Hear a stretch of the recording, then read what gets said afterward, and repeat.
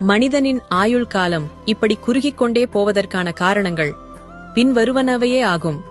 உடல் பயிற்சியின்மை, உடல் உழைப்பின்மை, இரவில் கண் விழித்திருத்தல், காலை உணவை தவிர்த்தல், ஆரோக்கியமற்ற உணவுகளின் மீதுள்ள நாட்டம், பணத்தை நோக்கிய ஓட்டம், பழைய உணவுகளை சூடாக்கி உண்ணல், கவலைகளை கட்டிக்கொண்டிருத்தல். வாழ்வில் உணவை முதன்மைப்படுத்துங்கள், உணவை தரமாக்குங்கள். கண்டதையும் கொட்ட நம் உடல் குப்பை தொட்டி அல்ல. உணவை வெறும் ஒப்பேத்தலாக மாற்றாதீர்கள். நேரத்துக்கு உறங்குங்கள். இரவு உறக்கத்தின் பொழுதுதான் நம் உடல் தன்னை தானே சீராக்குகிறது. தினமும் காலையில் வெறும் வயிற்றில் சூடாக நீர் அருந்துங்கள். தினமும் ஒரு பழத்தையேனும் வெறும் வயிற்றில் உண்ணுங்கள். போதியளவு நீர் அருந்துங்கள்.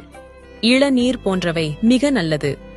பச்சையாக உண்ணக்கூடிய தேங்காய், ஊறவைத்த நிலக்கடலை, வெள்ளரி பிஞ்சு, கேரட், சின்ன வெங்காயம், பழங்கள், நட்ஸ் போன்றவற்றில் முடிந்ததை தினமும் உண்ணுங்கள்.